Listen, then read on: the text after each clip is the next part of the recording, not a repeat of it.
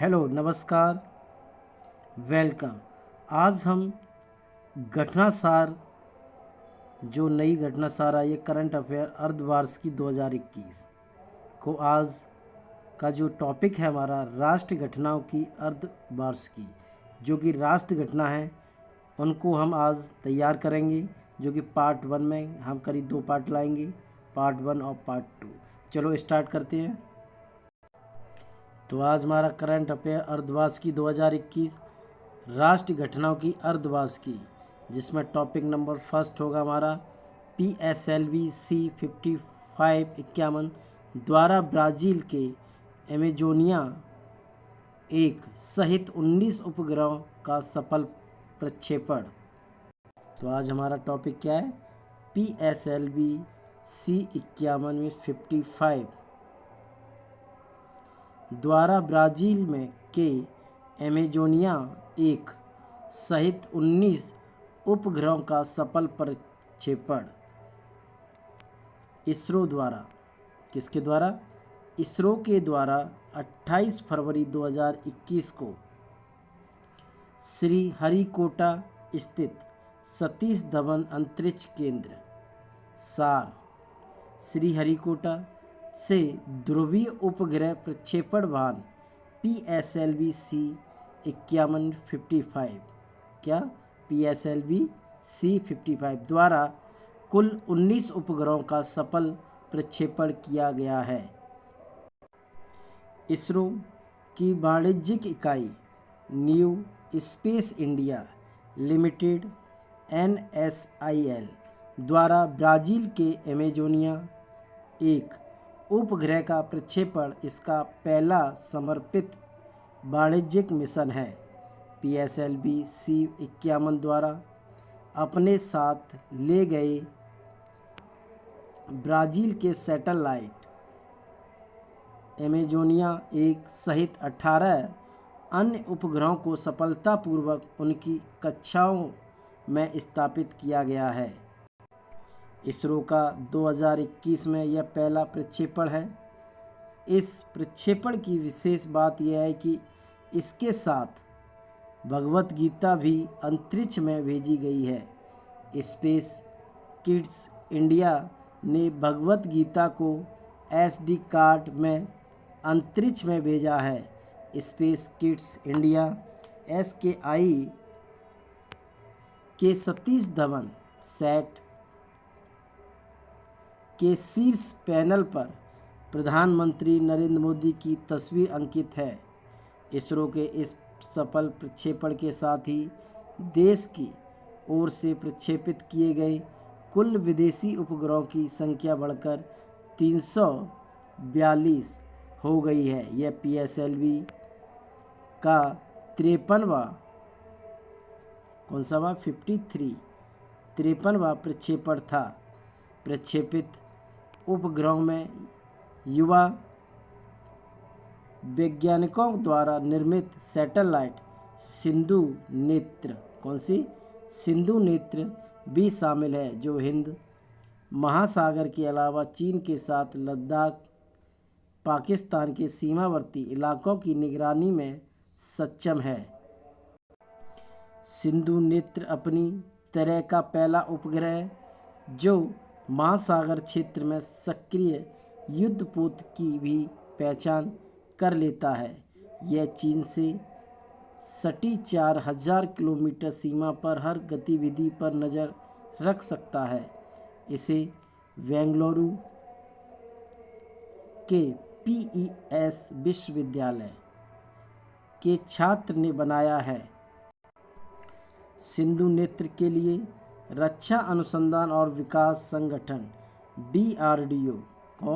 DRDO के research centre Imrat ने 2.2 करोड़ रुपए का अनुबंध किया था। यह उपग्रह इमेजिंग के माध्यम से संदिग्ध जहाज़ों की पहचान करने में मदद करेगा।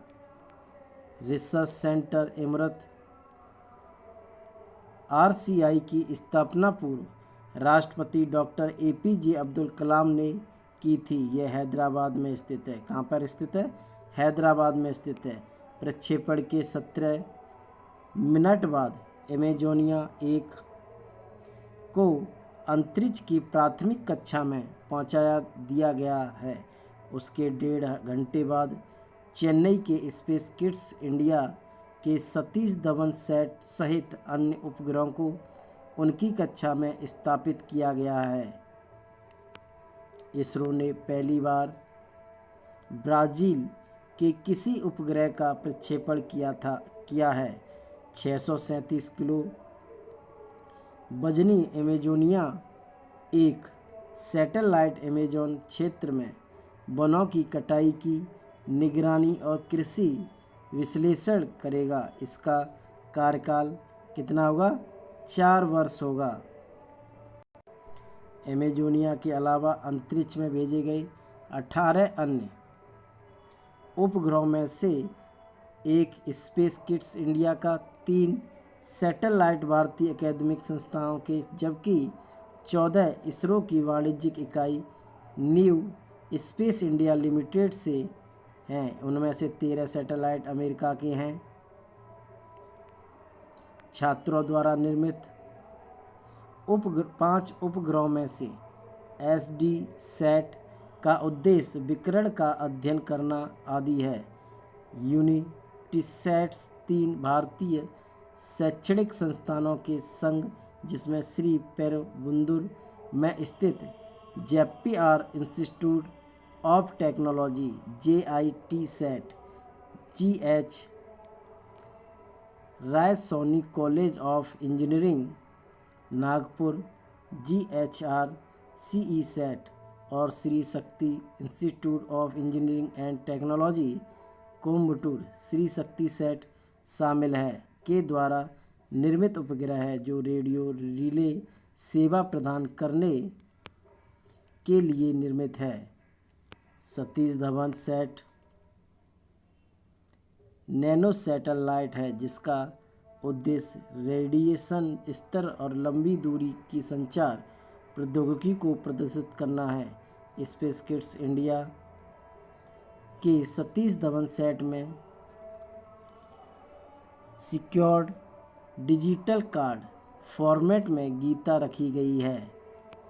पीएम मोदी के आत्मनिर्भर भारत अभियान और अंतरिक्ष क्षेत्र के निजीकरण के प्रति एकजुटता और समान दर्शाने के लिए SD-SAT के ऊपरी हिस्से पर उनकी तस्वीर अंकित की गई है।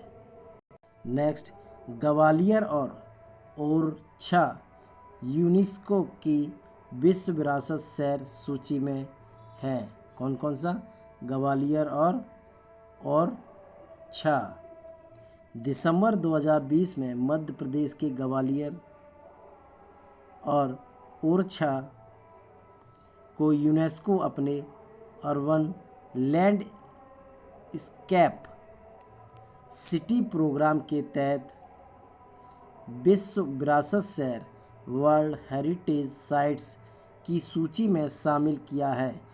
इन्हें शामिल करने के बाद भारत में यूनेस्को विश्व विरासत शहरों की कुल संख्या बढ़कर 40 हो जाएगी। कितनी हो जाएगी? 40। इस संबंध में यूनेस्को की टीम इसी वर्ष 2021 राज्य का दौरा कर ऐतिहासिक शहरी लैंडस्केप सिफारिश के तहत उनके विकास और संरक्षण के लिए मास्टर प्लान तैयार करेगी। इस सूची में शामिल होने के बाद यूनेस्को राज्य के पर्यटन विभाग के साथ मिलकर ग्वालियर और ओरछा के पुरातात्विक और ऐतिहासिक स्मारकों को संरक्षित और परिष्कृत करने का काम करेगा। ग्वालियर 9वीं शताब्दी में स्थापित ग्वालियर गुर्जर प्रतिहार राजवंश, तोमर, बघेल, कछवाहों और सिंधियाओं द्वारा शासित रहा है। उनके द्वारा बनाए गए स्मारक, किले, महल यहाँ बहुतायत में पाए जाते हैं। ग्वालियर अपने महलों और मंदिरों के लिए जाना जाता है, जिसमें जटिल नक्शेदार सास बहू का मंदिर भी शामिल है। इसके अलावा सूर्य मंदिर, जय विलास प्लेस, तानसेन का स्मारक, गुजरी महल पैलेस आदि। ओरछा मध्य प्रदेश के बुंदेलखंड क्षेत्र में स्थित ओरछा अपने मंदिरों और महलों के लिए दुनिया भर में प्रसिद्ध है। ओरछा पूर्ववर्ती बुंदेल राजवंश की 16वीं शताब्दी की राजधानी है। कई मंदिर और महल यहाँ स्थित हैं, जैसे ओरछा राजमहल, जहांगीर महल, राम राजा मंदिर, राय प्रवीण महल आदि। नेक्स्ट, कॉर्बेट विश्व का दूसरा सबसे सर्वश्रेष्ठ टाइगर रिजर्व है। हाल ही में कॉर्बेट नेशनल पार्क के नाम एक और उपलब्धि जुड़ गई है। अंतर्राष्ट्रीय ग्लोबल की टीम ने वन्य जीवों की सुरक्षा, संख्या, विभिन्न प्रकार की वनस्पतियां, पर्यटकों के लिए बेहतर सुविधा की व्यवस्था करने का कॉर्बेट टाइगर रिजर्व को पूरी दुनिया में दूसरे स्थान पर रखा है। 4 फरवरी 2021 को जारी सूची में तंजानिया सीरेंगेटी नेशनल पार्क को पहला स्थान मिला है। कुछ माह पहले विश्व स्तर की गठित विशेषज्ञों की टीम ने कॉर्बेट का भ्रमण कर व्यवस्था जांची थी। यह वन्य जीवों की सुरक्षा और ग्रासलैंड वन्य जीवों की संख्या, पार्क की सुंदरता, वनस्पतियों की प्रजाति आदि का अध्ययन हुआ है। अध्ययन के आधार पर जारी सूची में तंजानिया नेशनल पार्क को पहला स्थान दिया गया है और कॉर्बेट नेशनल पार्क को दूसरा नंबर पर जगह मिली है। देश में कॉर्बेट पार्क एकमात्र पार्क है जो अंतर्राष्ट्रीय ग्लोबल की लिस्ट में दूसरे स्थान पर है। अंतर्राष्ट्रीय स्तर पर गठित ग्लोबल टीम हर साल यह लिस्ट जारी करती है। टाइम्स पत्रिका की उभरते हुए 100 नेताओं की सूची में 5 भारतवंशी या भारतीय कार्यकर्ता हैं। प्रतिष्ठित अमेरिका पत्रिका टाइम्स द्वारा 17 फरवरी 2021 को जारी 2021 टाइम्स 100 नेक्स्ट सूची दुनिया के 100 सर्वाधिक प्रभावशाली लोगों की टाइम 100 श्रृंखला का विस्तार है। इस उभरते हुए नेतृत्वकर्ता इमर्जिंग लीडर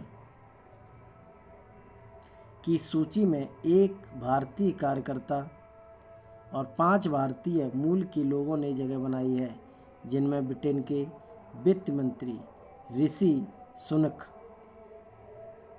और ट्विटर की शीर्ष वकील विजया गर्डे भी शामिल हैं।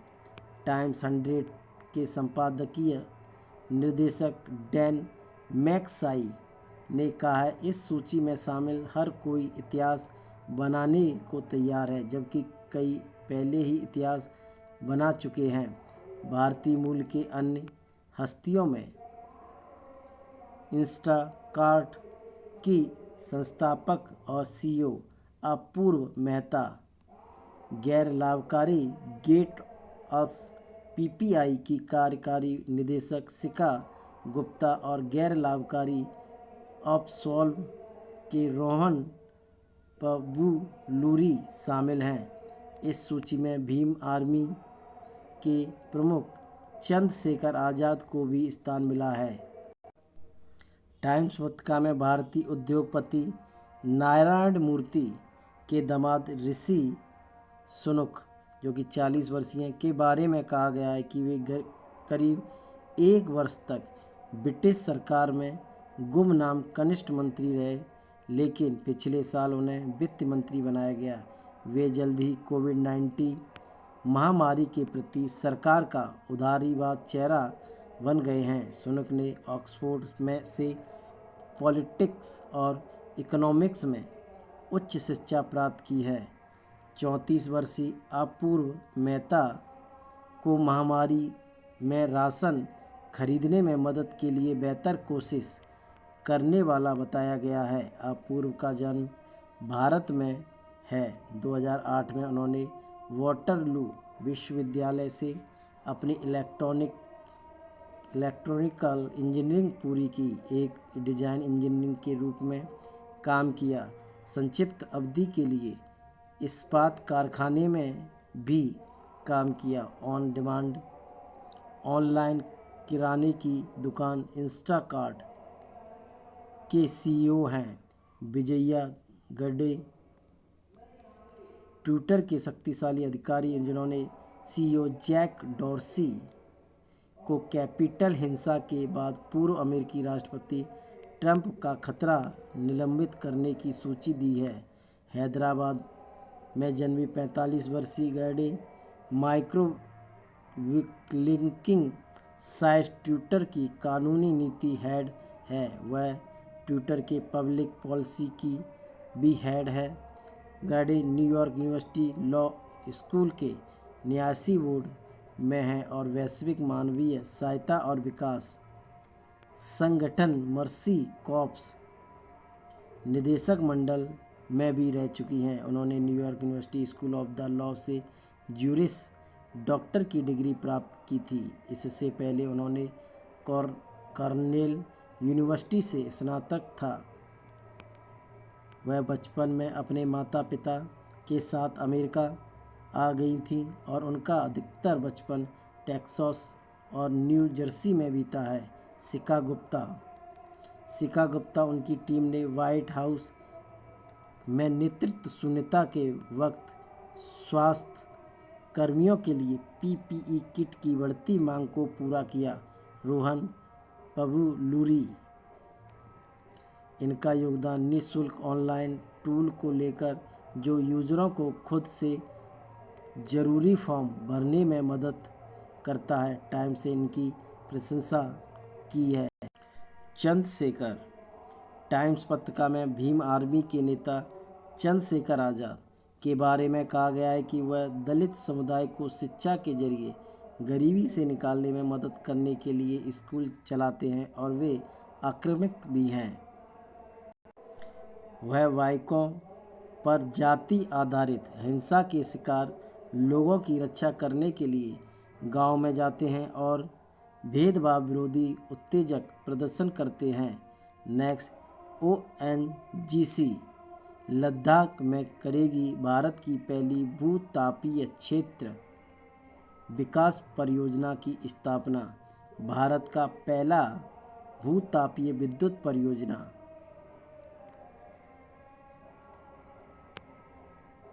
सार्वजनिक क्षेत्र के तेल और प्राकृतिक गैस निगम ओएनजीसी द्वारा पूर्वी लद्दाख के पुंगा गांव में स्थापित किया जाएगा। भूतापीय क्षेत्र विकास परियोजना के नाम से जानी जाने वाली यह परियोजना 3 चरणों में लागू होगी। इसे 2022 के अंत तक चालू करने की योजना है। इस परियोजना हेतु एक त्रिपक्षीय समझौता केंद्र शासित प्रदेश प्रशासन, लद्दाख स्थित पहाड़ी विकास परिषद, लेह और ओएनजीसी ऊर्जा केंद्र के बीच 8 फरवरी 2021 को हस्ताक्षर किए गए हैं। पायलट प्रोजेक्ट के पहले चरण में 1 मेगावाट बिजली उत्पादन क्षमता पैदा की जाएगी। इसके लिए ओएनजीसी ओईसी द्वारा 500 मीटर की गहराई के भीतर तक खोज की जाएगी और 10 पड़ोसी गांवों को 24 घंटे निःशुल्क विद्युत की आपूर्ति की जाएगी। दूसरा चरण में पर्याप्त संख्या में कुओं की ड्रिलिंग करके लद्दाख में एक उच्च क्षमता वाला डेमो प्लांट स्थापित करके भूतापीय जलाशयों के गहरे और पश्चात अन्वेषण के लिए प्रस्तावित किया गया है।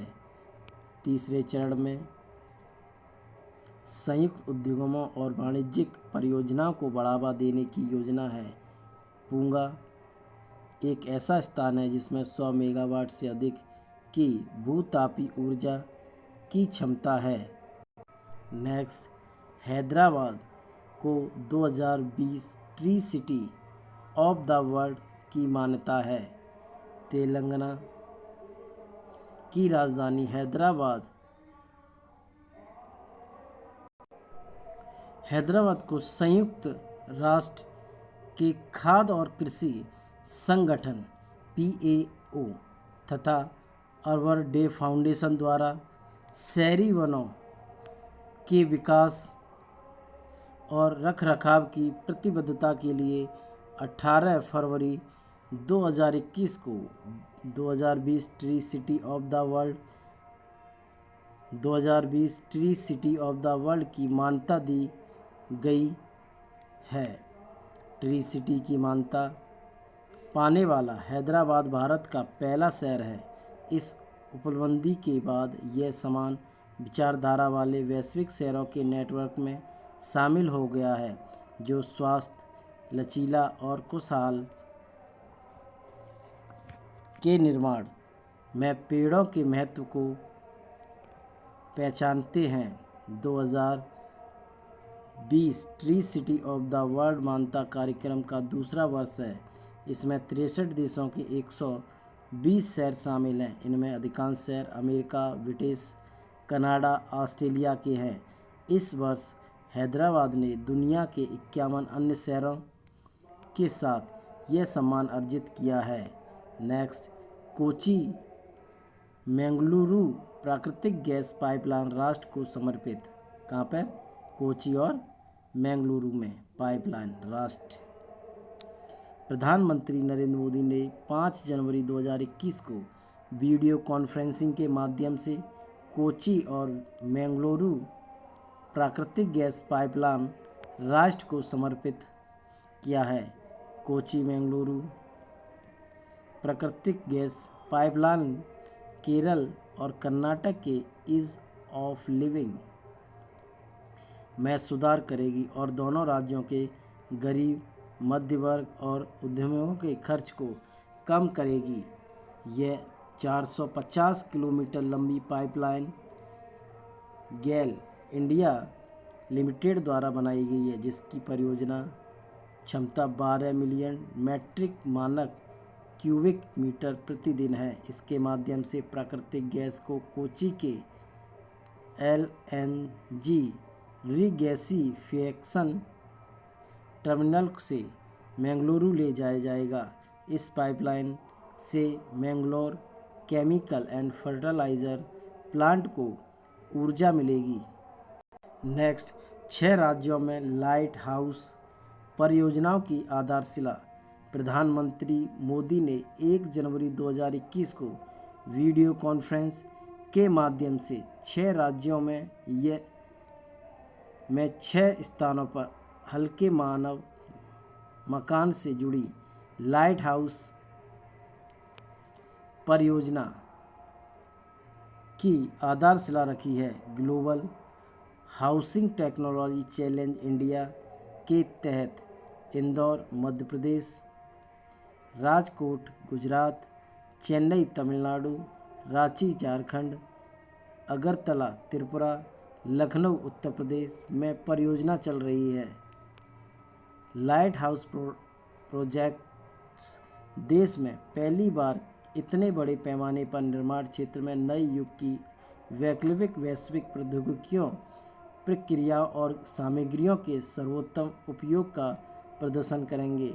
इसके प्रत्येक स्थान पर समृद्ध बुनियादी ढांचा सुविधाओं के साथ लगभग 1000 मकानों शामिल किया जाएगा। यह परियोजना पारंपरिक रूप से ईंट और कंक्रीट वाले निर्माण के मुकाबले कहीं अधिक तीव्र गति से रहने योग्य मकान वितरित करेगी। नेक्स्ट, महिला एयर इंडिया पायलट टीम की सबसे लंबी सीधी उड़ान। सभी महिला कॉकपिट चालक दल के साथ एयर इंडिया की सबसे लंबी सीधी मार्ग उड़ान 11 जनवरी 2021 को सैन फ्रांसिस्को से बेंगलुरु के केम्पेगौड़ा अंतर्राष्ट्रीय हवाई अड्डे पर पहुंची है। कप्तान जोया अग्रवाल द्वारा संचालित इस उड़ान के दौरान संयुक्त राज्य अमेरिका से सैन फ्रांसिस्को से 10 जनवरी उड़ान भरी गई तथा उत्तरी ध्रुव के ऊपर से उड़ान भरते हुए लगभग 16,000 किलोमीटर की दूरी तय की गई। एयर इंडिया की 4 महिला पायलटें जोया अग्रवाल, पापा थनमाई, आकांक्षा सोनावारे और शिवानी महंत द्वारा बोइंग 777-200 लॉन्ग रेंज या LRBT LEG फ्लाइट का परिचालन है। नेक्स्ट, 51वां अंतर्राष्ट्रीय भारतीय फिल्म महोत्सव। भारत का 51वां अंतर्राष्ट्रीय फिल्म महोत्सव 2021 गोवा के पणजी में 16 से 24 जनवरी 2021 के बीच आयोजित किया गया। फिल्म समारोह का उद्घाटन सूचना एवं प्रसारण मंत्री श्री प्रकाश जावड़ेकर ने किया। प्रसिद्ध अभिनेता सुदीप रंगरंग उद्घाटन समारोह के मुख्य अतिथि थे। बांग्लादेश इस वर्ष महोत्सव के लिए फोकस राष्ट्र था तथा बंगबंधु शेख मुजीबुर रहमान की 100वीं जयंती के उपलक्ष्य में भारत और बांग्लादेश द्वारा बंगबंधु नाम से संयुक्त रूप से फिल्म बनाने की घोषणा की गई। महोत्सव का लाइफ टाइम अचीवमेंट पुरस्कार इटली के सिनेमेटोग्राफर विक्टोरिया स्टोरोरो को प्रदान किया गया। हिंदी और बांग्ला फिल्म के प्रसिद्ध अभिनेता, निर्माता, निर्देशक व गायक शिवजीत चटर्जी को समारोह में पहली बार शुरू किया गया भारतीय व्यक्तित्व पुरस्कार से सम्मानित किया गया। डेनमार्क के थॉमस विंटरबर्ग की फिल्म एनोदर राउंड समारोह की उद्घाटन फिल्म थी। महोत्सव में भारत सहित 60 अन्य देशों ने 126 चुनिंदा फिल्मों का प्रदर्शन विभिन्न खंडों में किया। अर्जेंटीना के प्रसिद्ध फिल्म निर्माता पल्वो सेसर इस महोत्सव की 5 सदस्यीय जूरी के प्रमुख थे। महोत्सव की समापन फिल्म जापानी निर्देशक कियोशी कुरोसावा द्वारा निर्देशित सिल्वर लॉयन विजेता film wife of A spy थी। महोत्सव के इंडियन पैनोरमा खंड में 23 पिक्चर फिल्मों व 20 नॉन पिक्चर फिल्मों का प्रदर्शन किया गया। सांड की आँख इस खंड की उद्घाटन फिल्म थी। महोत्सव के पुरस्कार, इसके क्या पुरस्कार थे? गोल्डन पिकॉक, स्वर्ण मयूर मिस पुरस्कार, द्वितीय विश्व युद्ध पर आधारित फिल्म इनटू द डार्कनेस, निर्देशक एंडर्स रेफन, डेनमार्क। पुरस्कार के अंतर्गत 40 लाख रुपए की राशि प्रदान की जाती है।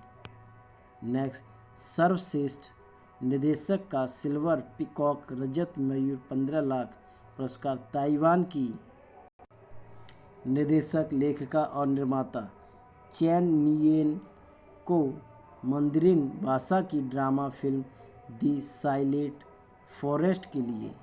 सर्वश्रेष्ठ अभिनेता पुरुष के लिए सिल्वर पिकॉक रजत मयूर 10 लाख रुपए का पुरस्कार। 17 साल के तसु सुआन लियू द साइलेंट फॉरेस्ट के मुख्य किरदार चांग चैंग के रूप में सर्वश्रेष्ठ अभिनेत्री का सिल्वर पिकॉक रजत मयूर का 10 लाख पुरस्कार। पोलैंड की अदाकारा जोफिया स्टेफिज को फिल्म आई नेवर क्राई याक नाइदा ली स्टार में उनकी भूमिका के लिए है। IFFI 51 का विशेष जूरी पुरस्कार बुल्गारिया के निर्देशक कामिन कालेव को उनकी फिल्म बेवरूरी के लिए दिया गया है। IFFI 51 स्पेशल मेंशन पुरस्कार भारतीय निर्देशक कृपाल कलिता को उनकी असमिया फिल्म ब्रिज के लिए के लिए दिया गया है, जो कि ग्रामीण असम में हर साल आने वाली बाढ़ के कारण उपजे जीवन के कष्टों को दिखाती है। शांति, अहिंसा, सहिष्णुता को निरूपित करने वाली उत्कृष्ट फिल्म के लिए पेरिस स्थित international council for film, television and audio visual communication व यूनेस्को के सहयोग से शुरू किया गया है। ICFT यूनेस्को गांधी मेडल अमीन नैफे द्वारा निर्देशित अरबी फिल्म 200 मीटर्स को दिया गया है। अर्बन गवर्नेंस इंडेक्स 2020 बम्बई स्थित थिंक टैंक प्रजा फाउंडेशन द्वारा दिसंबर 2020 को जारी अर्बन गवर्नेंस इंडेक्स 2020 के अनुसार देश में सुशासन के मामले में शीर्ष राज्य उड़ीसा, वहीं सूचकांक में मणिपुर और नागालैंड सबसे निचले स्थान पर है। यह रैंकिंग शहरी शासन सुधारों पर आधारित है। इसे तैयार करने में 28 राज्य, 10 शहरों और दिल्ली के NCR क्षेत्रों में 3 वर्षों 2017 से 2020 तक अध्ययन किया गया है। राज्यों को उनके स्थानीय स्वशासन और ज़मीनी स्तर के लोकतंत्र के आधार पर रैंक दिया गया है। सूचकांक में शहरी शासन के मामले में शीर्ष 5 राज्य: number 1 Orissa, number 2 Maharashtra, number 3 Chhattisgarh, number 4 Kerala, number 5 Madhya Pradesh. सूचकांक में सबसे खराब प्रदर्शन करने वाले 5 राज्य: 29वें नंबर पर कौन है? नागालैंड। 28वें पे मणिपुर। तो कहने का मतलब नागालैंड सबसे नीचे है, मेघालय 27वें नंबर, अरुणाचल प्रदेश 26वें पे और 25वें पे झारखंड है। सूचकांक में दिल्ली 13वें स्थान पर है। कौन से स्थान पर है? 13वें स्थान पर है। सूचकांक को तैयार करने में 4 मानदंडों सशक्त शहरी निर्वाचित प्रतिनिधि और वित्तीय संरचना, सशक्त शहरी प्रशासन, सशक्त नागरिक और राजकोषीय सशक्तिकरण का सहारा लिया गया है। नेक्स्ट, भारत नवाचार सूचकांक 2020। नीति आयोग ने 20 जनवरी 2021 को भारत नवाचार सूचकांक 2020 जारी किया। भारत नवाचार सूचकांक 2020 नवाचार को बढ़ावा देने के प्रयासों तथा उनके सापेक्ष प्रदर्शन के आधार पर राज्यों और केंद्र शासित प्रदेशों को स्थान देता है। रिपोर्ट में राज्यों और केंद्र शासित प्रदेशों की नवाचार क्षमता और प्रदर्शन को मापा गया है। यह सूचकांक का दूसरा संस्करण है। सूचकांक का पहला संस्करण अक्टूबर 2019 में किया गया था।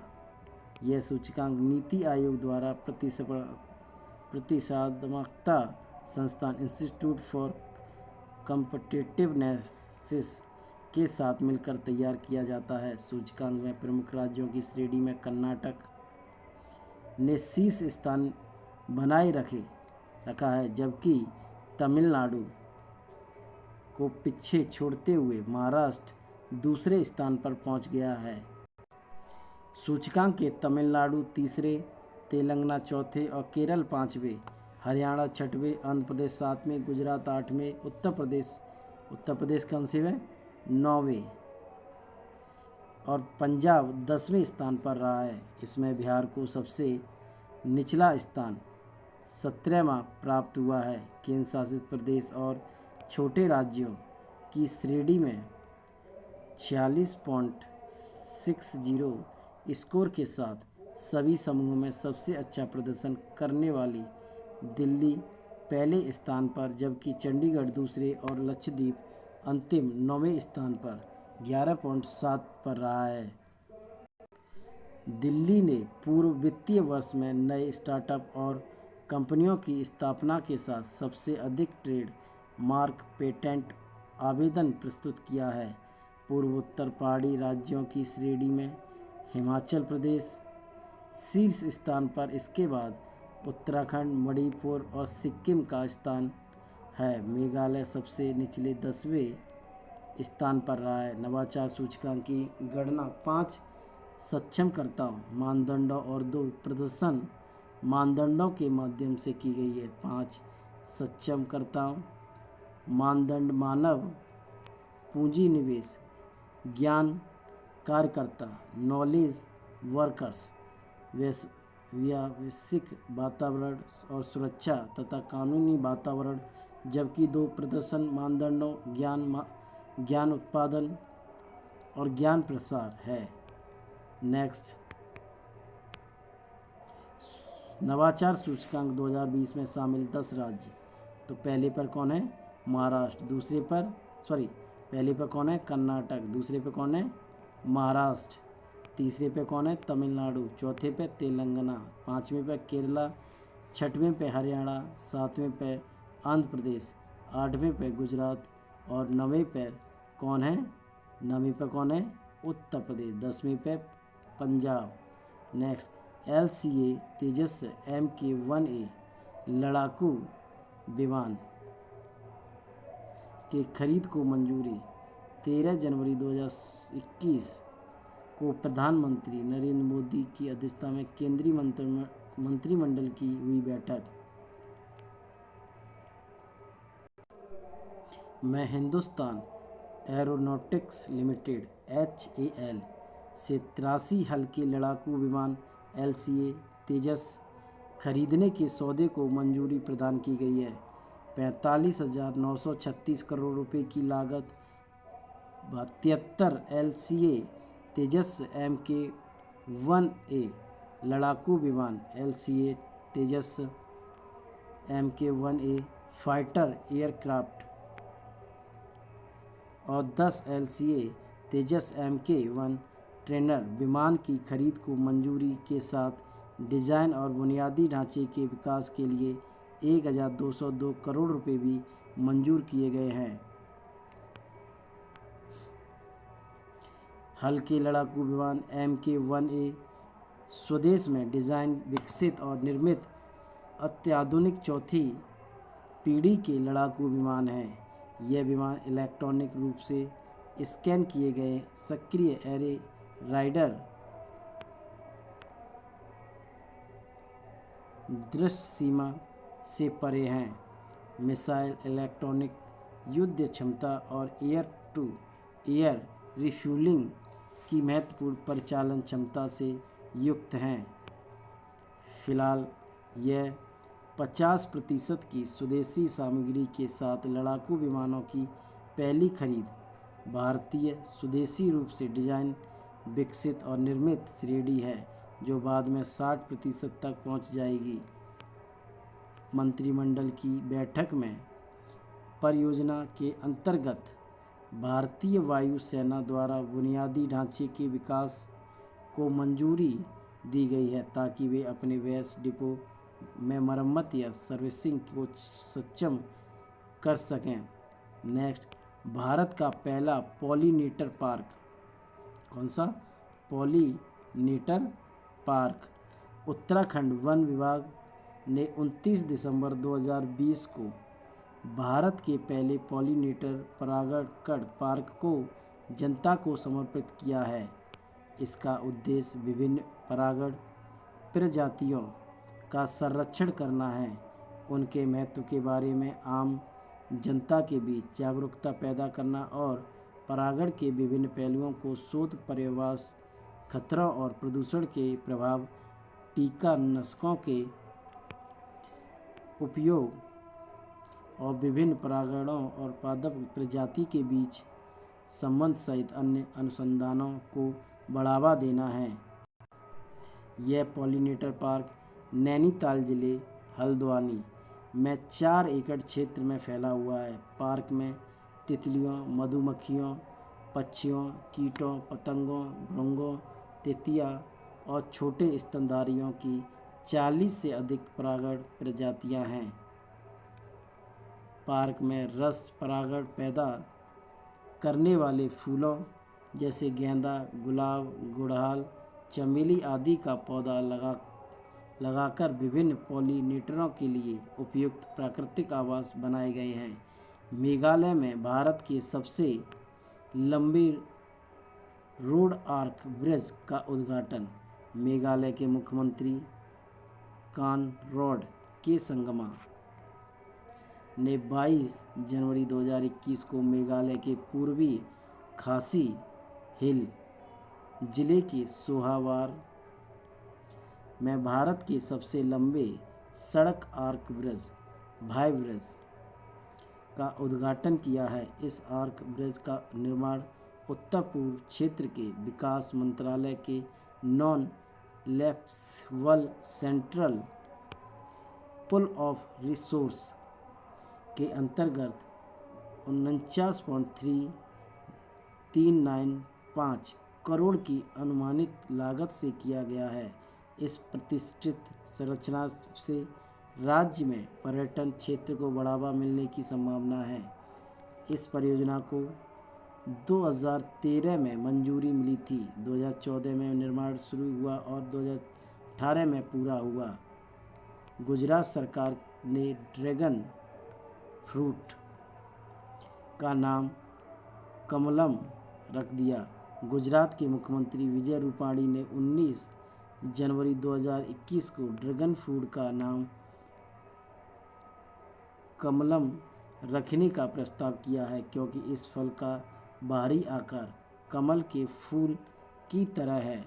कमलम एक संस्कृत शब्द है जिसका अर्थ कमल है और कमलम को पेटेंट के लिए भी आवेदन किया गया है।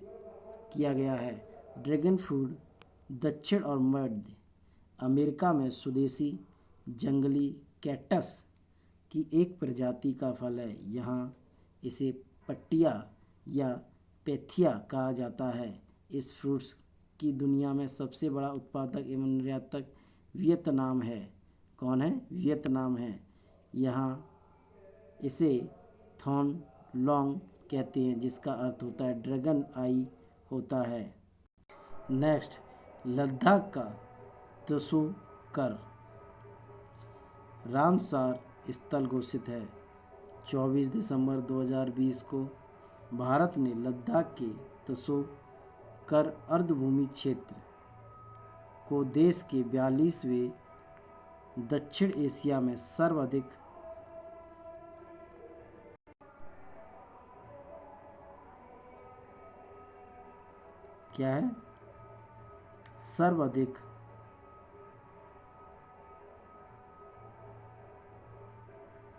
रामसार स्थल के रूप में शामिल किया है। यह दर्जा अर्ध-भूमियों पर अंतर्राष्ट्रीय रामसार कन्वेंशन द्वारा प्रदान किया गया है।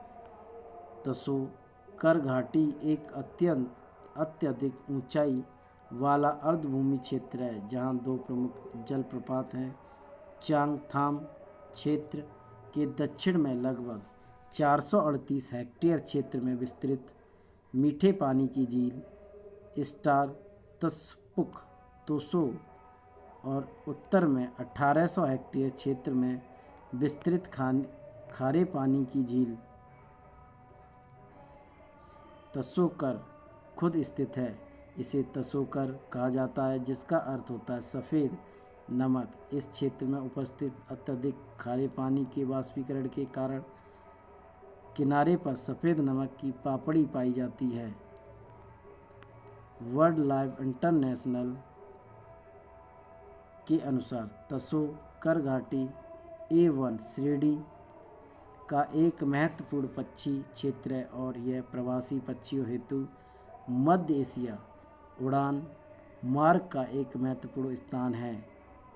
यह स्थान भारत में काले गर्दन वाली सारस पक्षी वैज्ञानिक नाम ग्रैस नाइग्रिकोलिस का एक महत्वपूर्ण प्रजनन क्षेत्र है।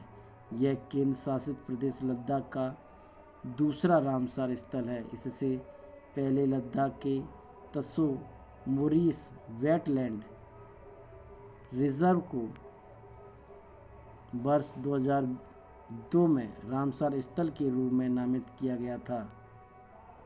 नेक्स्ट, विश्व का सबसे बड़ा फ्लोटिंग सोलर प्रोजेक्ट 4 जनवरी 2021 को मध्य प्रदेश के नवीन एवं नवीकरणीय ऊर्जा मंत्री हरदीप सिंह डंग ने बताया कि विश्व का सबसे बड़ा फ्लोटिंग सोलर प्रोजेक्ट राज्य के खंडवा जिले में नर्मदा नदी पर ओंकारेश्वर बांध पर बनने जा रहा है। 600 मेगावाट वाले इस प्रोजेक्ट में अनुमानित निवेश राशि 3,000 करोड़ रुपए है। अंतर्राष्ट्रीय वित्त निगम IFC, विश्व बैंक और पावर ग्रिड ने इस प्रोजेक्ट के विकास में सहयोग देने के लिए सैद्धांतिक सहमति प्रदान की है। इस प्रोजेक्ट परियोजना से वर्ष 2022-23 तक विद्युत उत्पादन होने की संभावना है। परियोजना में ओंकारेश्वर जलाशय में फ्लोटिंग तैरते हुए सोलर पैनल होंगे। बांध के लगभग 2000 हेक्टेयर जल क्षेत्र में सोलर पैनल से लगातार बिजली उत्पादन होगा। तैरने वाले यह सोलर पैनल बांध का जल स्तर अधिक होने पर स्वतः ही ऊपर नीचे एडजस्ट होते रहेंगे। तेज लहरों और बाढ़ का इन पर कोई प्रभाव नहीं पड़ेगा। नेक्स्ट, राष्ट्रीय उद्यानों और वन्य जीवों अभयारण्यों की MEE रिपोर्ट जारी। पर्यावरण, वन और जलवायु परियोजना मंत्री प्रकाश जावड़ेकर ने 11 जनवरी 2021 को देश में 146 राष्ट्रीय उद्यानों और वन्य जीव अभयारण्यों की प्रबंधन प्रभावशीलता मूल्यांकन जारी किया। वर्तमान में भारत में 903 संरक्षित क्षेत्रों के नेटवर्क में देश के कुल भौगोलिक क्षेत्र का 5% हिस्सा आता है। संरक्षित क्षेत्रों के प्रभाव का आकलन करने के क्रम में प्रबंधन प्रभावशीलता के मूल्यांकन की आवश्यकता होती है। रिपोर्ट में कहा गया है कि बाघों की वैश्विक संख्या 70%, एशियाई शेरों का 70% और 60% से अधिक तेंदुओं का भारत में मिलना देश की संपन्न जैव विविधता का परिचायक है। रिपोर्ट जारी करते हुए प्रकाश जावड़ेकर ने घोषणा की है कि इस वर्ष 10 सर्वश्रेष्ठ राष्ट्रीय उद्यान, 5 तटीय एवं समुद्री पार्क और देश के शीर्ष 5 चिड़ियाघर की सूची में जारी कर उन्हें सम्मानित किया जाएगा।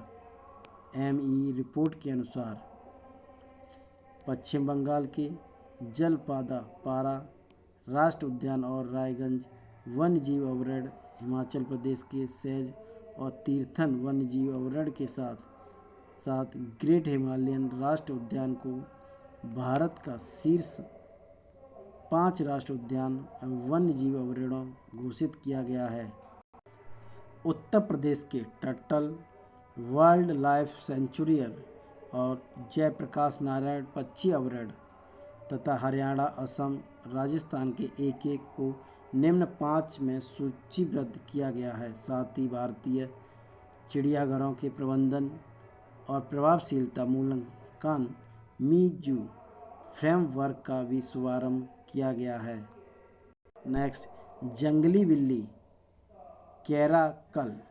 राष्ट्रीय वन्यजीव बोर्ड की स्थायी समिति ने जंगली बिल्ली कैराकल को केंद्र प्रायोजित योजना वन्यजीव निवास स्थलों का विकास के अंतर्गत वित्तीय सहायता के साथ संरक्षण के प्रयासों के अंतर्गत गंभीर रूप से संकटग्रस्त प्रजातियों की सूची में शामिल करने की स्वीकृति दी है। कैराकल राजस्थान, गुजरात के कुछ क्षेत्रों में पाई जाने वाली एक मध्यम आकार की जंगली बिल्ली है। अब गंभीर रूप से संकटग्रस्त प्रजातियों के लिए रिकवरी कार्यक्रम के तहत 22 वन्यजीव प्रजातियां हैं। नेक्स्ट, विश्व मौसम संगठन के अनुसार 2020 अब तक का तीसरा सबसे गर्म वर्ष रहा है। भारतीय मौसम विभाग ने जहां वर्ष 2020 को देश के 8वें सबसे गर्म वर्ष के रूप में स्वीकार किया है, वहीं विश्व मौसम संगठन वर्ल्ड मेट्रोलॉजिकल ऑर्गेनाइजेशन WMO के अनुसार वर्ष 2020 का अब तक का तीसरा सबसे गर्म वर्ष रहा है। संगठन की 15 जनवरी 2021 को एक विज्ञप्ति के अनुसार विश्व में अब तक के सबसे गर्म 6 वर्ष 2015 के बाद के ही रहे हैं।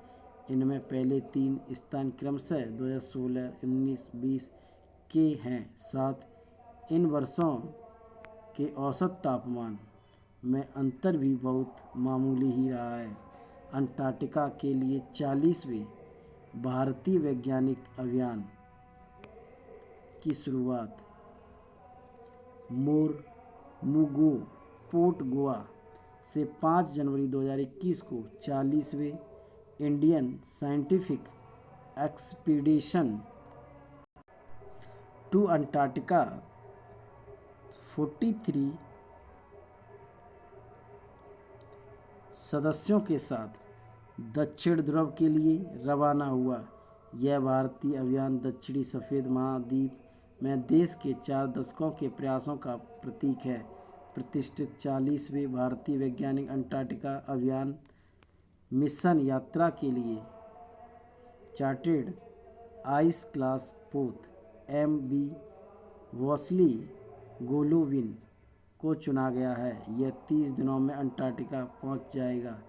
अपने वैज्ञानिक मिशन के अलावा यह अभियान अपने 15 माह के कार्यकाल से 48 शीतकालीन चालक दल को अप्रैल 2021 में वापस लाने की मानवीय जिम्मेदारी भी निभाएगा तथा जीवन समर्थन सिस्टम के संचालक और रखरखाव के लिए भोजन, ईंधन प्रावधानों और पुर्जों के साथ ठिकानों को फिर से तैयार करेगा। अंटार्कटिका के लिए भारतीय वैज्ञानिक अभियानों की शुरुआत 1981 में की हुई थी। यहाँ पर स्थापित भारतीय अनुसंधान बेस स्टेशन के नाम दक्षिण गंगोत्री भारतीय मित्री है। नेक्स्ट, चौरी चौरा शताब्दी समारोह का उद्घाटन प्रधानमंत्री नरेंद्र मोदी ने 4 फरवरी 2021 को वीडियो कॉन्फ्रेंसिंग के माध्यम से चौरी चौरा कांड के शताब्दी समारोह का उद्घाटन किया। 4 फरवरी 2021 को देश की आज़ादी की लड़ाई की सी ऐतिहासिक घटना चौरी चौरा कांड के 100 वर्ष पूरे हुए हैं। इस अवसर पर प्रधानमंत्री ने चौरी चौरा घटना की स्मृति एक डाक टिकट भी जारी किया। उत्तर प्रदेश सरकार ने चौरी चौरा कांड के शहीद स्मृति में राज्य के सभी 75 जिलों में 1 वर्ष तक समारोह की योजना बनाई। 4 फरवरी 2022 को ब्रिटिश हुकूमत के खिलाफ तत्कालीन संयुक्त प्रांत अब उत्तर प्रदेश गोरखपुर जिले में स्थित चौरी चौरा नामक स्थान पर स्वतंत्रता सेनानियों के एक समूह ने पुलिस स्टेशन में आग लगा दी, जिसमें 22 सिपाहियों सहित 3 स्वतंत्रता सेनानियों की मृत्यु हो गई। इस घटना के लिए जिम्मेदार 19 स्वतंत्रता सेनानियों को कालांतर में मृत्युदंड दिया गया। नेक्स्ट, भारत और बांग्लादेश के बीच आवासीय शिखर सम्मेलन। भारतीय प्रधानमंत्री नरेंद्र मोदी और बांग्लादेश की प्रधानमंत्री शेख हसीना के बीच आवासीय शिखर वार्ता 17 दिसंबर 2020 को हुई। इससे पूर्व दोनों देशों के बीच शिखर वार्ता अक्टूबर 2019 के शेख हसीना की नई दिल्ली की आधिकारिक यात्रा के अवसर पर हुई थी। इस वार्ता में लिए गए निर्णयों की प्रकृति की समीक्षा के साथ साथ द्विपक्षीय संबंधों के सभी पहलुओं पर चर्चा अभी के शिखर सम्मेलन में की गई। बंगबंधु शेख मुजीबुर रहमान की जन्म शताब्दी के अवसर पर भारत सरकार द्वारा जारी एक स्मारक डाक टिकट का दोनों प्रधानमंत्रियों ने संयुक्त रूप से इस अवसर पर अनावरण किया। इससे पूर्व सितंबर 2020 में गांधी जी की 150वीं जयंती के समारोह के अवसर पर उनके सम्मान में बांग्लादेश सरकार द्वारा डाक टिकट जारी करने के लिए श्री मोदी ने बांग्लादेश सरकार को धन्यवाद दिया। सीमा पर लंबित क्षेत्रों में बाड़ लगाने के कार्य को पूरा करने में सहमति भी दोनों पक्षों ने व्यक्त की। आतंकवाद को वैश्विक शांति और सुरक्षा के लिए खतरा बताते हुए सभी रूपों और अभिव्यक्तियों में आतंकवाद को समाप्त करने के लिए अपनी मजबूत प्रतिबद्धता दोनों प्रधानमंत्रियों ने दोहराई। 1965 के पहले के रेल संपर्कों की पुनः बहालियों को दिशा की गई प्रगति पर संतोष व्यक्त करते हुए हल्दीबाड़ी भारत और चिल्हाटी बांग्लादेश के बीच पुनर्बहाल किए गए नए रेलवे संपर्क का दोनों प्रधानमंत्रियों ने संयुक्त रूप से उद्घाटन किया। इस समय भारत और बांग्लादेश के बीच 4 परिचालन रेल संपर्क लाइनें हैं, जिसमें पेट्रोपोल भारत में, वेनापोल बांग्लादेश में और गेंदे भारत में, दर्शन बांग्लादेश में, सिंहबाद भारत में, विरौल बांग्लादेश में। शिखर वार्ता में भारत व बांग्लादेश के प्रत्येक पड़ोसी राज्यों के बीच कम से कम एक लैंड पोर्ट की स्थापना के अनुरूप भारत ने बांग्लादेश सरकार से दोहराया, जिसकी शुरुआत अगरतला अखौरा से होगी।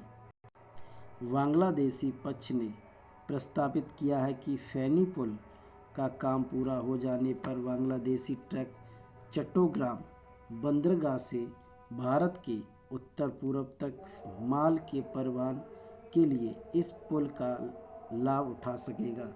भारत बांग्लादेश के बीच तीस्ता नदी, कौन सी नदी?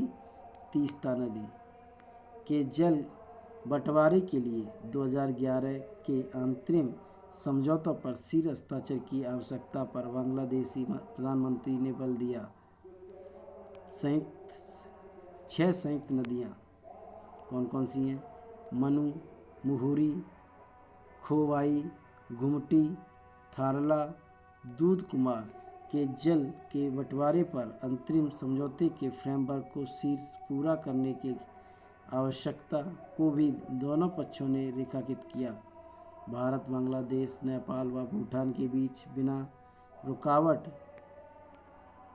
आवाजाही के लिए BBIN मोटर वाहन समझौतों को शीघ्रता से चालू करने के लिए सहमति दोनों पक्षों में बनी है। संभवतः भूटान इसमें निलंबित कर रहा है। पश्चिम बंगाल को मेघालय के भूभाग से जोड़ने के लिए रास्ता उपलब्ध कराने का अनुरोध भी भारत की ओर से बांग्लादेश को किया गया है। हाइड्रोकार्बन, कृषि, कपड़ा, तकनीक, खेल व सामुदायिक विकास जैसे विविध क्षेत्रों में सहयोग के साथ समझौतों पर हस्ताक्षर द्विपक्षीय वार्ता के पश्चात संपन्न हुआ है।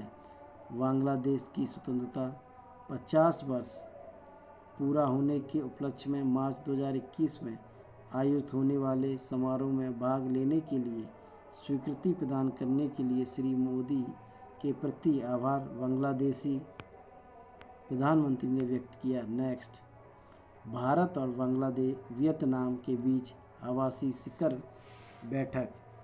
प्रधानमंत्री नरेंद्र मोदी और वियतनाम के प्रधानमंत्री गुयेन स्वान फुक के बीच 21 दिसंबर 2020 को आवासीय शिखर बैठक हुई।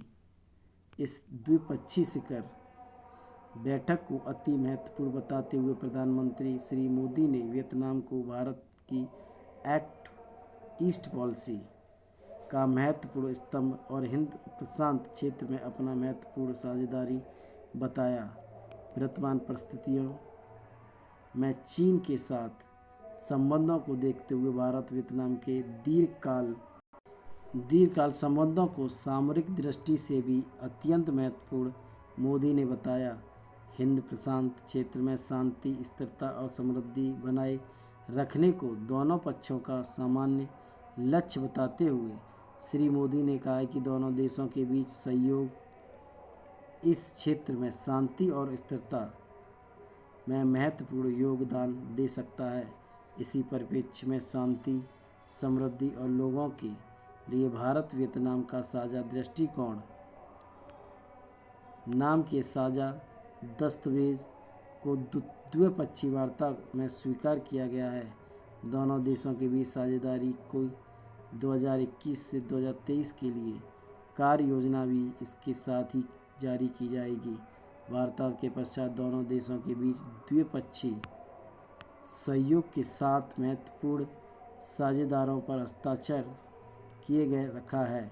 वैज्ञानिक अनुसंधान, सतत ऊर्जा, न्यूक्लियर पावर, पेट्रोकेमिकल और कैंसर के इलाज के क्षेत्र में सहयोग के समझौते पर इनमें शामिल है। $50 अरब के व्यापार लक्ष्य को अति शीर्ष प्राप्त करने की दिशा में भी काम करने की प्रतिबद्धता दोनों पक्षों ने व्यक्त की है। भारत की 2024 तक $5 ट्रिलियन की अर्थव्यवस्था बनाने के लक्ष्य और वियतनाम के 2045 तक उच्च आयु वाली अर्थव्यवस्था बनाने की महत्वाकांक्षा से जन्मे साझेदारी के नए फलकों का पूरी तरह से विधोन के लिए सहमति दोनों पक्षों में बनी।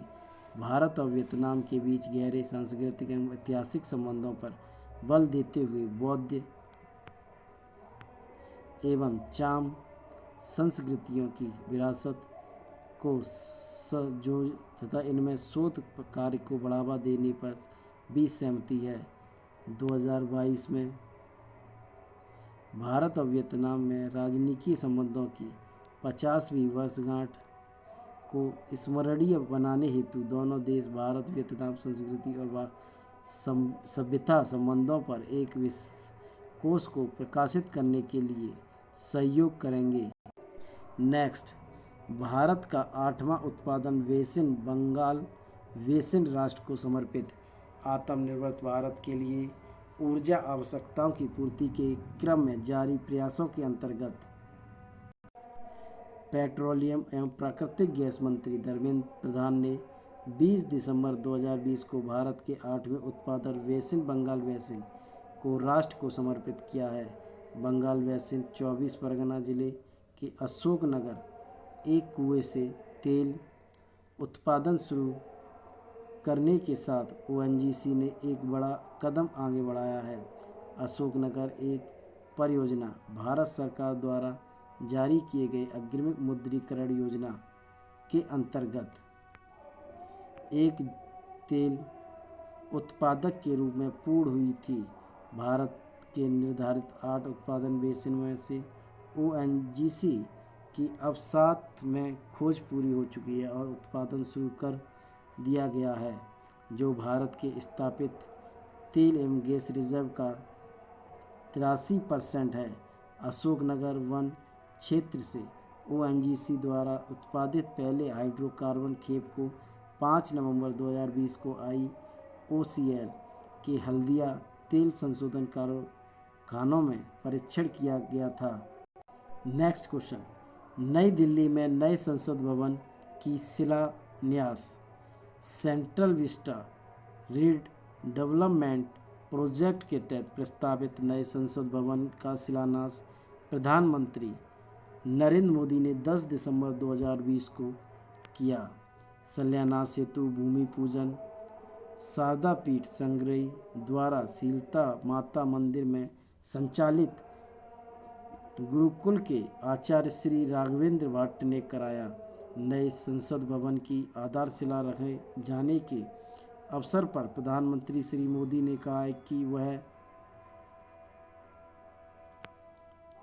दिन दूर नहीं जब दुनिया भारत को लोकतंत्र की जननी के रूप में स्वीकार करेगी। विस्टा परियोजना का मामला सुप्रीम कोर्ट में विचाराधीन होने के कारण इस पर अंतरिम निर्णय आने तक इससे संबंधित सभी निर्माण कार्यों में रोक सर्वोच्च न्यायालय ने यद्यपि 7 दिसंबर को आरोपित की थी, तथापि नए संसद भवन की आधारशिला रखने के समारोह की अनुमति न्यायालय ने प्रदान कर दी है। सर्वोच्च न्यायालय के न्यायमूर्ति A.N. खानविलकर, न्यायमूर्ति दिनेश माहेश्वरी व न्यायमूर्ति संजीव खन्ना की पीठ को सरकार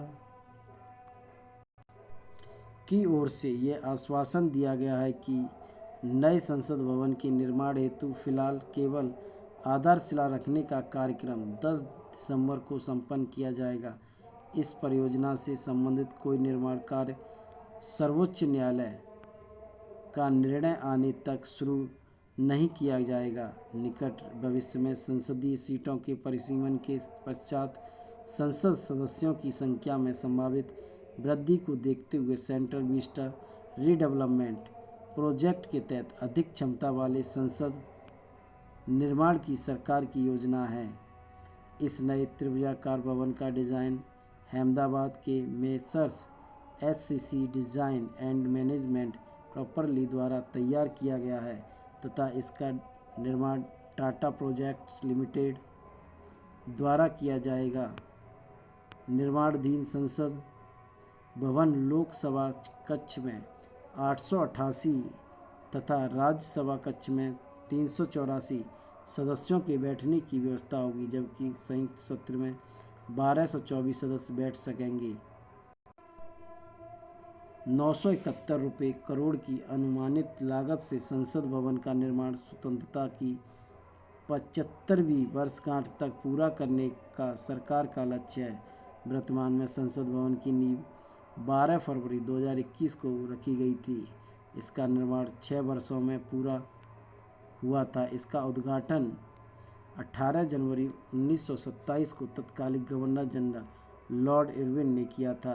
देश की बढ़ती हुई जनसंख्या के संदर्भ में सांसदों की संख्या में अपेक्षित वृद्धि के परिप्रेक्ष्य में लोकसभा और राज्यसभा में सदस्यों की संख्या में वृद्धि होनी है। इसके लिए सीटों की परिसीमन 2026 होना है। 1951 में पहले आम चुनावों के समय देश की जनसंख्या 36 करोड़ तथा लोकसभा में सीटों की संख्या 489 थी। इस प्रकार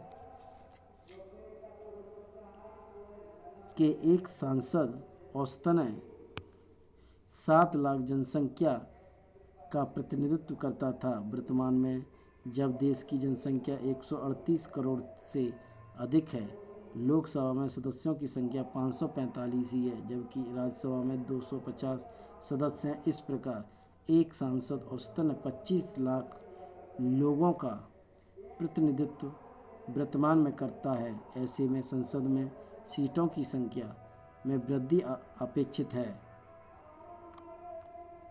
नेक्स्ट क्वेश्चन, PSLV C-50 द्वारा संचालित उपग्रह CMS-01 का सफल प्रक्षेपण भारतीय अंतरिक्ष अनुसंधान संगठन इसरो द्वारा 17 दिसंबर 2020 को ध्रुवीय उपग्रह प्रक्षेपण वाहन PSLV C-50 PSLV C-50 द्वारा स्वदेशी संचार उपग्रह PSLV-01 का सफल प्रक्षेपण किया गया है। इस उपग्रह का प्रक्षेपण श्रीहरिकोटा स्थित सतीश धवन अंतरिक्ष केंद्र से किया गया है। प्रक्षेपण के बाद संचार उपग्रह को अंडाकार जियोसिंक्रोनस ट्रांसफर ऑर्बिट में स्थापित कर दिया गया है, जहां से चरणबद्ध तरीके से इसकी कक्षा को बढ़ाकर इसे जियो स्टेशनरी ऑर्बिट में पहुंचाने का कार्य कर्नाटक में हसन स्थित मास्टर कंट्रोल फैसिलिटी MCF 4 दिन में पूरा कर दिया है। भू-स्थानिक कक्षाओं में जुलाई 2011 में प्रक्षेपित CSAT-12, जिसका कार्यकाल 12 वर्ष का स्थान CMS-01 ने लिया है। CMS-01 के प्रक्षेपण के लिए PSLV की यह उड़ान ध्रुवीय उपग्रह प्रक्षेपण यान की 52वीं उड़ान थी तथा एक्सेल विन्यास में इसकी यह 22वीं उड़ान थी। CMS-01 का यह नामकरण इसरो की उपग्रहों की नई नामकरण योजना के अंतर्गत पहला संचार उपग्रह है। इससे पूर्व पृथ्वी अवलोकन उपग्रह की श्रृंखला का नामकरण EOS श्रृंखला में इसरो ने किया है, जिसका पहला उपग्रह EOS 01 7 नवंबर 2020 को PSLV-C को 49 के जरिए प्रक्षेपित किया गया है। देश में तेंदुओं की संख्या में 62.5% की वृद्धि।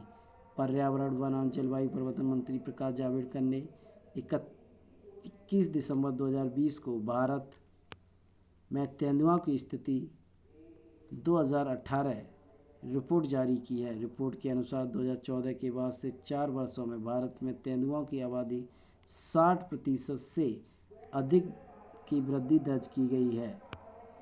रिपोर्ट में तेंदुओं की कुल संख्या 2018 में 12,852 दर्ज की गई है, जो 4 वर्ष पूर्व 2014 में 7,910 थी। इस प्रकार 4 वर्षों में 60% से अधिक वृद्धि देश में तेंदुओं की संख्या में हुई है। इससे पूर्व देश में 2018 में बाघों टाइगर्स की संख्या के संबंध में गणना रिपोर्ट प्रधानमंत्री श्री नरेंद्र मोदी ने 29 जुलाई 2019 को जारी की थी।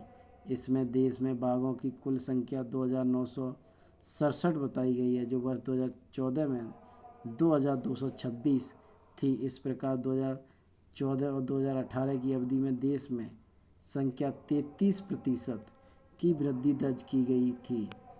इसी अवधि में तेंदुओं की संख्या में वृद्धि 62.5% दर्ज की गई है। तेंदुओं की गणना देश में पहली बार 2014 में बाघ गणना के साथ कराई गई थी। तेंदुआ और बाघों के मामलों में शीर्ष 5 राज्य 2018 का कौन कौन से हैं? सबसे आगे कौन है? मध्य प्रदेश, इसमें भी मध्य प्रदेश, कर्नाटक, इसमें भी कर्नाटक, महाराष्ट्र इसमें, और इसमें उत्तराखंड है, तमिलनाडु, महाराष्ट्र, छत्तीसगढ़, तमिलनाडु। देख, मध्य भारत और पूर्वी घाट में तेंदुओं की संख्या 2012 की स्थिति देख। आंध्र प्रदेश 492, तेलंगाना 334, छत्तीसगढ़ 852, झारखंड 46, मध्य प्रदेश 3,421, महाराष्ट्र 1,690, उड़ीसा 760, राजस्थान 476। तो टोटल कितना हो गया? 8,071। नेक्स्ट, नवीनतम गणना के अनुसार देश में सर्वाधिक 3,421 तेंदुए मध्य प्रदेश में हैं। इसके बाद क्रम से कर्नाटक 1,783 व महाराष्ट्र में 1,690 स्थान है। देश में बाघों की संख्या के मामले में भी पहला दूसरा स्थान क्रम से मध्य प्रदेश और कर्नाटक का ही है। उत्तर के अन्य राज्यों में उत्तराखंड में तेंदुओं की संख्या 839 दर्ज की गई है। उसके पश्चात छत्तीसगढ़ में यह संख्या 852, राजस्थान में 476 और उत्तर प्रदेश में 316, बिहार में 98 और झारखंड में 46 पाई गई है। क्षेत्र की दृष्टि से सर्वाधिक 8,071 तेंदुए मध्य भारत के पूर्वी घाट, जिसमें आंध्र प्रदेश, मध्य प्रदेश, महाराष्ट्र, छत्तीसगढ़, झारखंड, तेलंगाना, उड़ीसा और राजस्थान में पाए जाते हैं। इसके पश्चात 3,387 तेंदुए पश्चिमी घाट, गोवा, कर्नाटक, केरल, तमिलनाडु में व 1,253 तेंदुओं के साथ शिवालिक की पहाड़ियों और गंगा की मैदानी क्षेत्रों में स्थान है। नेक्स्ट, एस्टोनिया, पराग्वे और डोमिनिकन गणराज्य में भारतीय मिशन। 3 देश एस्टोनिया, पराग्वे, डोमिनिकन गणराज्य में भारतीय मिशन इसी वर्ष खोले जाने का प्रस्ताव है। इसके लिए केंद्र सरकार केंद्रीय मंत्रिमंडल की प्रधानमंत्री श्री नरेंद्र मोदी की अध्यक्षता में 30 दिसंबर 2020 को संपन्न बैठक में मंजूरी दी गई है। इन देशों में भारतीय मिशनों की स्थापना से भारत के टीके राजकीय दायरे का विस्तार करने एवं राजनीतिक संबंधों को गहरा करने के साथ साथ द्विपक्षीय व्यापार और निवेश में वृद्धि भी सहयोग कर मिलेगी। इसके साथ ही बहुपक्षीय मंचों पर भारत की राजनीतिक पहुंच को बढ़ावा देने व भारत की विदेशी नीति के उद्देश्यों के लिए समर्थन जुटाने में मदद मिलेगी। इस मामले में विदेशी मंत्रालय की 30 दिसंबर 2020 की विज्ञप्ति में कहा गया है कि इन देशों में भारतीय मिशन वहां के भारतीय समुदाय व उनके हितों की रक्षा करने में बेहतर तरीके से सहयोग कर पाएंगे। भारतीय कंपनी को इन देशों के बाजारों से पहुंच उपलब्ध करा कर वस्तु व सेवाओं के भारतीय निर्यातों को बढ़ावा देने में भी यह मिशन सहायक होंगे। हमारे चैनल को लाइक, शेयर, सब्सक्राइब और कमेंट करके ज़रूर बताएं। Thank you.